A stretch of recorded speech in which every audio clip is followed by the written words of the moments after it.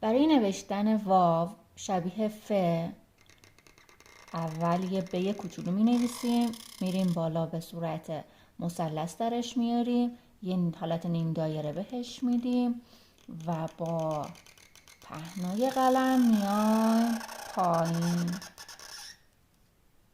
یه مدل دیگه براتون می نویسم.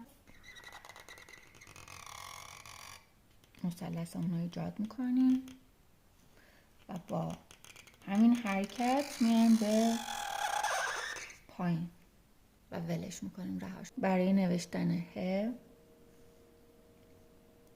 از سر قلم شروع میکنیم، روی پهنا میایم، شبیه دال تیزش میکنیم، میریم یه ب بهش اضافه میکنیم، اینجا رو گرد میکنیم و به این صورت تمومش میکنیم. شبیه یه دال شده که آخرش رو وصل کردیم. برای نوشتن ه ما الف رقصان داشتیم. الف رقصانمون رو می نویسیم، آخرش رو تمام قلم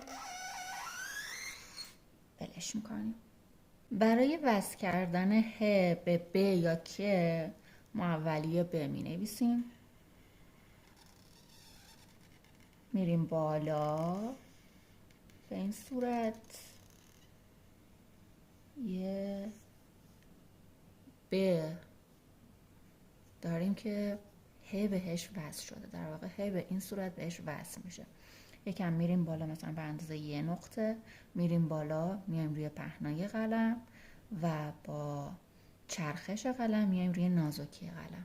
برای نوشتن میم آخر ابتدا از نازکی قلم شروع میکنیم، میریم روی پهنا شبیه دال، انتهاش رو تیز میکنیم، میایم روی نازکی قلم و بعد با پهنای قلم انگار یه ب داریم مینویسیم، میچسبونیم، انتهاش رو همینجوری که یه دندون رو بهش اضافه میکنیم، میایم به صورت آزاد ولش میکنیم. برای نوشتن یه ابتدای نیم دایره می نویسیم، با پهنای قلم یه نیم دایره میکشیم، بعد میایم یه به برعکس رو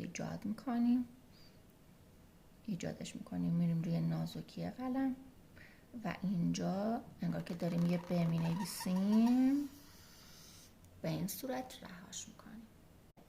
برای نوشتن واو شبیه ف اول یه ب کوچولو